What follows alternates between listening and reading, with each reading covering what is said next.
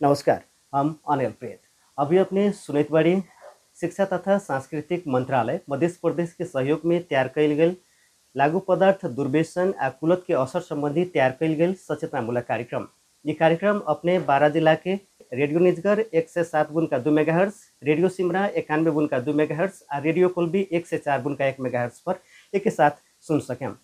तो आज हमनी के कोलबी में रहल तामागढ़ी बचत तथा ऋण सहकारी संस्था के व्यवस्थापक वासुदेव सर से बातचीत करे खातिर कि एगो सहकारी अपन सदस्य सबके यदि केकर सदस्य केकर परिवार के सदस्य लागू औषध के दुर्व्यसन में फसल बाटे तो एगो सहकारी कथी कर सकत बाटे, कैसे बचा सकत बाटे, अथवा लागू औषध दुर्व्यसन में कक्षा 9 से लेके 12 तक के विद्यार्थी सब ना फंसो कह के का भूमिका कर सकत बाटे, त का भूमिका खेल सकत बाटे। इस विषय में आज बातचीत करे खातिर आगे बढ़ी। तो अब के क्रम में वहाँ से कई बातचीत। नमस्कार। हम इस तामागढ़ी बचत सहकारी संस्था के व्यवस्थापक वासुदेव जिमाल बोले तारी। तो एगो सहकारी अपन लागू पदार्थ दुर्व्यसन में फसल युवा सबके खातिर अथवा विद्यार्थी सबके खातिर कथी कर सकत बाटे? वास्तव में इस सहकारी अभियान इतना बरियार चीज बा, विश्वव्यापी एक किस्म के अभियान के बाद भी एमे जुटल बा। तो सहकारी संस्था के विषय में समुदाय के बीच में जौन एगो संस्था के उत्पत्ति होकेला, तो संस्था के फर्ज बनाइए कि मतलब समुदाय में कौनो भी किस्म के मतलब दुर्व्यसन जन्य विषय, सामाजिक दुराचार संबंधी विषय, कौनो भी विषय में समुदाय में संस्था के सरोकार रहे के चाहिए। तो एमे सहकारी के 5 सिद्धांत बा: शिक्षा, तालीम तथा सूचना। वैसन के अपने के बा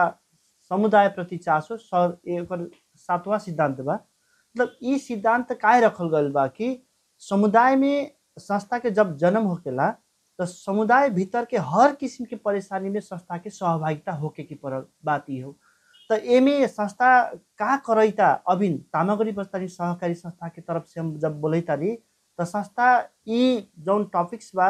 लागू औषध जौन दुर्व्यसन में जब समुदाय के मतलब भाई बहन सब अभिन फंसैता, एमे संस्था के भूमिका का रहे के पड़ल अपने के जौन प्रश्न बा। एमे खास में हमने आर्थिक वर्ष के बात करम तो 81-82 में जब काम करे तारी तो हर गांव में हमने के सदस्य शिक्षा कार्यक्रम के मार्फत हमने के सदस्य सबके खाली वित्तीय शिक्षा और वित्तीय साक्षरता के बात खाली नहीं के, हमने के परिवार भीतर रहल हर किस्म के समस्या के विषय में अंतरक्रियात्मक हमने के कार्यक्रम कह के समुदाय में हमने के लागू औषध से जौन किस्म के एगो मतलब एगो घर के तहस नहस होकेला उ विषय में हमने के बहुत बढ़िया से समझाई तारी की समुदाय में जाके समझा के काम करे तारी। अभी तक ला के रिकॉर्ड ई बा। एमे हमनियों के डॉक्यूमेंट्री अपने के साइड में जाके देखम तो अपने के मिल सकेला। दोसर बात काथी बा कि हमने के भल एगो योजना बनल बा हर विद्यालय में 9 कक्षा से 12 कक्षा तक ला के विद्यार्थी सबके वित्तीय साक्षरता संगे जोड़ के लागू औषध के विषय में व्यापक हमने के जाके समझा के हमने के तैयारी कैले बारी संस्था के तरफ से। हर विद्यालय में पत्राचार करके संस्था के तरफ से 1-2 घंटी हमने के लेके लागू औषध से होके वाला जो घटना होकेला, जो क्षति होकेला समुदाय में, वो क्षति न होकस एगो परिवार भीतर के आर्थिक जो अवस्था जो कमजोर होकेला वो कमजोर न होकस करके वो परिवार के जो गार्जियन सब बानन छ ओखनी के मतलब समझाए के पड़ल। पहले अपन लड़का सबके कौन हिसाब से देखभाल करे के पड़ल, लड़का कौन हिसाब से चलैता, लड़का के उम्र समूह कौन हिसाब से कूदैता, बचपन रहे अब आके अपने के संज्ञान होता तो वो में कितना फेर बदल आवता, तो वो कितना सर संगत मतलब में जाके अपने की फसल हो मतलब अपन सर संगत के चलते मतलब देखा सीखी में हमने के एगो रहेला गाँव घर में ओकर मतलब बेटा जाके मजा से घूमता नाचैसा गाँव गावैता खाइता पियता हमरा काहे न देता करके लड़का सब जो माई बाप के परेशानी करता उमें माई बाप के समझे के पड़ल मतलब बउआ कौन हिसाब से अपने के रिक्वेस्ट करता ढेउआ मांग के मतलब अनगरल ढेउआ देवे के न पड़ल अपन लड़का के अपन जौन खास खास काम में अपने के आवश्यकता पड़ता वो खास खास काम के ला खाली अपने के का बात बा कि अपने के खर्चा हिसाब करके देवे के पड़ल। वो खर्चा कहाँ करता ओकरो अपने के रिपोर्ट लेवे के पड़ल, तभी जाके हमर बउआ के मतलब अवस्था का बा हमर बैया के अवस्था का बा हमने के ओमे कुछ हमने के कंट्रोल कर सकिले। न तो बउआ बैया मगैता अभी के मतलब समय बा हमने के ऐसा समय नहीं के जे मतलब 1 रुपया 2 रुपया 5 रुपया हमने के कितना रुए के पड़त रहे माई बाप से तभी मिलत न रहे। आजू के माई बाप हमने के देखल जाए तो देखे तारी 51,000 ले ढेवा लेके रहे लड़का सब जाके मोहम्मद उ खाइल होटल सब में हम देखे तारी। मतलब वो मोमो वो चाउमीन नाश्ता ले खाई तो दिक्कत नहीं के, लेकिन वो ढेवा गलत ठाव में जब खर्चा होके शुरू हुई तब जाके बउआ भैया के भविष्य अन्यल हो कह के हमने के समझाई तारी परिवार के सदस्य सबके। तो जब सदस्य साक्षर हुई तब परिवार में एक किस्म के चाहिए अपने के परिवर्तन आ सकेला। जब माई बाप साक्षर न हुई तो लड़का तो पढ़ल लिखल लड़का कह के माई बाप सीधा साधा आदमी लड़का से पड़ोस बनिया से कह के कितनो खर्चा ऋण उठा के भी आदमी सब खर्चा करता लड़का में, लेकिन वो ढेवा कहाँ जाता ये विषय अपने सबके निगरानी करे के पड़ कह के निगरानी करे के पड़ कह के हमने के मतलब पेरेंट्स जो बा माई बाप ओकनी के सचेत होके के पड़। तो बउआ अपने सबके फुसला फुसला के बढ़िया बढ़िया बात करिए ए हमार बउआ तो ठीके बा कह के आए अपने के ढेवा अपने के देत जाम तो यदि गलत ठाव में ओकर नशा बैठल हुई तो एक बेजी ऐसा मतलब कुरूप अवस्था में लौकी कि वो बउआ के फिर हमनी के दलदल से निकालना बहुत मुश्किल पड़ रही है। ये किसी के हमनी के कार्यक्रम चलाई बारी और चलाई जाई तारी। ये कार्यक्रम हमनी के निरंतर रहे के पड़ी। समुदाय में हमनी के सहकारी के निरंतर शिक्षा कार्यक्रम जौन बा शिक्षा कार्यक्रम में मतलब ये बात नहीं के ढेवा खाली बचत कैला बचत करूँ और ढेवा अपने के मतलब ज़्यादा से ज़्यादा बचत करूँ ये खाली नहीं के। ढेवा तो एगो बात बा, बात कहाँ बा जब वो घर में आर्थिक रूप से अपने के मतलब आर्थिक रूप से घर जबले बरियार न रही तबले वो घर के मतलब हर किस के बात बिगड़ जाए तो आर्थिक रूप से खाली बरियार भैला से भी न भेल वो में अपने के वो आर्थिक बरियारी अपने के सही ठाव में उपयोग रहे के पड़ल। ओमे परिवार के हर सदस्य ओमे अपने के पॉजिटिव बने के पड़ल कह के हमने के समुदाय में किसी के भूमिका खेल के काम करे था। एक जना जैसे एगो परिवार के सदस्य लागू औषध में फंस गए तो ओकर आर्थिक अवस्था में कितना असर करी कैसन अवस्था आ सकत बाटे। ये तो बहुत भयंकर बात बा जब फंस गए तो ओकर निकले के एकदम कमे चांस रही। हम देखले बारी हमियों के मतलब छर छिमेक में हम देखे तारी मतलब ये ऐसा नशा बा ये नशा जब ध लेल तो ओकरा के मतलब ओकर जिंदगी मेन पीक और उ खा ली जौन उर्वर समय रहेला उहे खा लेवेला। ये से एकर निकालेला अपने के मतलब पहिल का बात तो माई बाप के ही सचेत होके के फर्स्ट प्रायोरिटी रहे की पड़ल। फंसी देवे के ना पड़ल पहले जी फंसे देवे के ना पड़ल फंसे देवे के न पड़ल कह के वहाँ निगरानी ज्यादा बढ़ाए के पड़ल। इहो में हम एज ग्रुप भी हम थोड़ा हम कहे के चाहते एज ग्रुप मुख्य बात का बात बा कि अपने के 14 वर्ष से 14-15 वर्ष से अपने के तैका तैका कह के आदमी एमे मतलब फंस जाला तो वो टाइम में जब एक किस्म के नया किस्म के अनुभव ओकनी के मतलब दिमाग में जब आवेला वो छूटे के न सकेला। जब वो न छूटे के सकेला तो वो माई बाप के न देखेला न दाई भाई के देखेला न अड़ोस पड़ोस के देखेला न इज्जत देखेला न हुर्मत देखेला न संबंध देखेला न परिवार देखेला तो केहू ना देखेला वो देखेला तो सिर्फ अपन नशा देखेला। जब ऐसा डेंजर जौन चीज बा एमे जब छू लेवेला तो आदमी के निकालना बहुत मुश्किल होकेला। ये से हमने के सभी केहू के अपील करे तारी जे सुनैता हमर ई बात आज हमर जे सुनैता ओकरा के इतना सचेत होके के पड़ल कि हमने के लत ऐसा बनाए के न पड़ल कोनो भी चीज के विषय में न। अब इनके छौड़ा से हम देखे तारी हाँ कुछ टेस्ट कोनो भी बात करे के पड़ल तब था चला ये बात नहीं के काहे कि हमने के बुजुर्ग सब जब फेस कर ले बा जी ऐसा ऐसा समस्या होकेला कह के तो टेस्ट करे के कौन जरूरी बा बात ये हो खास बात तो वो मतलब एक किस्म के मतलब आदमी के दिमाग में रहला के भी चलते भी आदमी सब दुर्व्यसन में फंसले बा। एमे निकाले के खातिर हमने के हर किस्म के हर समुदाय के हिसाब से सरकार के हिसाब से समुदाय के हिसाब से सहकारी संस्था के हिसाब से और भी मतलब सामुदायिक उत्तरदायित्व तो वहन करे वाला संस्था के हिसाब से विद्यालय के हिसाब से हर किस्म के मतलब समुदाय के हर पार्ट सब एमे एक्टिव होके के पड़ी तभी जाके एमे कुछ चेंज आ सकेला। जी यदि फंस गए बाटे तो सुधार केंद्र में पठाए पड़ल अथवा यदि ये सुधार केंद्र में न पठा सकत बाटे उ यदि समुदाय में ही रह गल उ बच्चा यदि केहू लागू शोध में फसल बाटे यदि समुदाय में ही रह गल तब बिहान भेला तो फिर ओकरा चलते 10 जना के फिर उ बिगाड़ देल तब ओकर कथी कर सकत बाटे एगो सहकारी संस्था ओकरा खातिर जैसे समुदाय के खातिर केहू लागू शोध में फसल बाटे ओकरा से दोसर के ना होको दोसर के ना फंसो कह के एगो कथी कर सकत बाटे से। अब बात ई बा जे जब फंस गेल बा तो फंस गेल बा तो ओकरा के कैसे उद्धार करल जाए बात ये मैं ओकर चलते दूसरा आदमी सबके भी मतलब क्षति पुगे कि न पड़ल बात एमे तब संस्था के अब आर्थिक हिसाब से सहभागी होके कंडीशन संस्था के क्षमता पुगैता तो संस्थो करस उहो मिल जाला न तो वड़ा के स्तर से भी हमने के राय सलाह लेके कुछ संस्था से भी मदद लेके अपने के ओकरा के सुधार केंद्र में रख के भी ओकरा के उपचार कैला के बाद उपचार तो में का होकेला वो तो परहेजे बा एक किस्म के मतलब वो तो रूटीन होकेला। हम सुनली जे मतलब सुधार केंद्र में जाला से खास ओमे तो कोनो जादू की छड़ी तो नहीं के मतलब जे अपनी जबले आदमी हमर मतलब दलदल में फसल बारी करके ओकर जबले एहसास न रही उ तो इकल भी न करी। बात तो क्लियर बात बा। जब इकलेला कुछ आदमी हाथ उठाई था ओकरा पकड़ेला समुदाय के हर आदमी के ओकर जिम्मेवारी रहे की पड़ी तभी जाके ओमे हमनी के मुक्ति मिला। न तो ना ओकर बेटा आज फंस गल बात हमनी के बेटा ठीके बा कह के बैठम त बिहान बेला पोता के जाके नाती पोता के जाके उ असर पड़बे करेला। हमनी के ये लेवल के सोच रखे के पड़ी। जी समय दिली ओका धन्यवाद। धन्यवाद पनेल जी। धन्यवाद। अपने आगलबाड़ी तमागढ़ी हॉस्पिटल प्रणाली में यहाँ के डॉक्टर कृष्ण अधिकारी सर से बातचीत करे जाए पड़ी कि लागू औषध में ऐसा कथी होखेला कि एक चोटी जे फंस जाला एक चोटी खाला अथवा यूज करेला ओकरा बार बार यूज करे के मन करेला खाए के वो आकर्षित होला ऊपरती कथी होखेला वास्तव में खास में कथी होखेला आ उसे निकले के कैसे निकल सकत बाटे ओकर उपचार विधि का बाटे कैसे उपचार करी का करी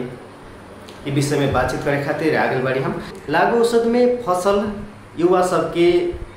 कौन रोग लागे के बेसी चांस होखेला उ लक्षण का होखेला प्रारंभिक लक्षण दीर्घकालीन असर सब कथी पड़ सकत बाटे ओकर स्वास्थ्य में ये विषय में बातचीत करे खातिर तामागढ़ी हॉस्पिटल प्रणाली में आगलबाड़ी डॉक्टर कृष्ण अधिकारी सर से बातचीत करे जाए पड़ी। चलिए अब क्रम में वहाँ से कई बातचीत। नमस्कार जी लागू पदार्थ कथी हो रहेला जो में का रहेला कि उमें युवा सब कक्षा 9 से लेके कक्षा 12 तक के युवा सब भी आकर्षित होखेला खाव लागेला कथी हो जी। सर्वप्रथम तो ये अपने के टीन एज ग्रुप के युवा युवती सब बेसी आकर्षित है अपने के। तो ये अपने के की है अपने के लागू औषध में अपने के चरस गांजा भांग ये सब अभी है जो अपने के शरीर में मस्तिष्क में जाके असर करे लंबा समय तक ले सेवन कैला के बाद अपने के डिपेंडेंट हो जाए अपने के। ये बिना अपने के सेवन करी है ये जे आदत ओकरा लग जाए वही बिना ये आदमी बात न सकी। जना आदमी के बाँचे के लिए खाना चाहिए जे आदमी रेगुलर रूप में सेवन कर रहा है ओकरा न भई होबे न करते। यदि वही डोज जरा ले रहा है अपने के वो सेवन न करके तो अपने के बहुते रंग के लक्षण सब देखा वही जना अपने के बोल एंटी सोशल बिहेवियर हो गया आगे झगड़ा हो गए तो बाद हो गए अपने के समाज में अपने के बहुत चोरी हो गए वैसा किस्म के समस्या सब आए जी। तो लागू औषध के प्रारंभिक लक्षण कथी होखेला जे शुरू में यदि लागू औषध बड़ी आकर्षित हम हो रहल बानी कोनो चीज प्रयोग करत बारी आकर्षित हो रहल बारी तो ओकर लक्षण कथी होखेला? लक्षण तो अपने सबसे पहले लागू औषध सेवन करते मतलब अपने आदमी के लट हो जाए दूसरी दुनिया में दूसरे दुनिया में रह तू अपने के अपन दुनिया में बाजत कथी करत कथी अपने की लक्षण दिखाता अपने के। एक बार ज्यादा मात्रा में सेवन करते अपने के बेहोश हो गया आदमी के। कितना आदमी अब लंबा समय से ले रहा तो चमकी जैसा मिर्गी कहे मिर्गी भी अभी तो लागू औषध में फसल सबके उपचार पहला से ठीक हो सके जी हो सके ओकर सबसे पहले तो अब उपचारों से बेसी पहले अपने के जो 3 गो कारण की अपने जो लागू औषध फसल है तो घर के आदमी के भी कहीं निगरानी रखे के पड़ी कि हमारे बच्चा कथी करे है स्कूल जाए कि स्कूल टाइम में बाहर और कथी कथी क्रियाकलाप करे ओकर साथी सबके है वही सब में निगरानी देवे के लिए। दूसर चीज अपने के ज़्यादा अपने के लागू औषध में स्कूल के बच्चा सब बेसी फसल तो वही के लागी अपने के स्कूल सबके हर एक स्कूल में जा जाके लागू औषध में सेवन कैला के बाद अपने के एक असर की है तो एक बारे में जनचेतना फैलावे के पड़ते तब जाके एक खराब पक्ष की है तब जाके आदमी सबके पता चलते तो इके कम कर जा सके। जी शुरू में तो जानकारी हो के पड़ल जैसे कक्षा 9 से 12 तक लागे टीनेजर सब ओपन के तो सरसमत के चलते एक खोना खाए तो बड़ी मजा वैसे निमन से झूम में ऐसा ओपन के लहलही में पड़ते लेकिन एक असर कथी होखेला उ सबके था ना रहेला तो शुरू में तो बुझा के पड़ल जी जी असर पड़ सके ऊ में रोग सब कथी कथी लाग सकत बाटे? देखो अपने के बहुत ये नशालु पदार्थ सब है जिनमें कते इंजेक्शन से भी लई त अब इंजेक्शन कते यूज कर रहली ओकरा अपने के हेपेटाइटिस हो गेल या HIV हो गेल ते बाद भिरिंगी हो गेल, ई सब रोग सब अपने के सॉरी एक एगो आप जे नशा सेवन कर रहली एगो सिरिंज यूज करके आप साथी ही वही सिरिंज से दोसर यूज कर रहली तखनी तो जरूरी रहे दोसर खोजी ना जी उहे में प्रयोग कर सकते। तो ओकरा अथी के लागू औषध की यदि फंस गेल बाटे जी तो कैसे न उपचार सबके उपचार पद्धति कथी बाटे, कैसे उपचार कैला से ठीक हो सकत बा? जी ओकर सबसे पहले आप जे नशा में फंसिए गेल है ओकरा रिहेबिलिटेशन सेंटर में रखे पड़ले। रिहेबिलिटेशन सेंटर में अपने के डॉक्टर भी रहे जो डोज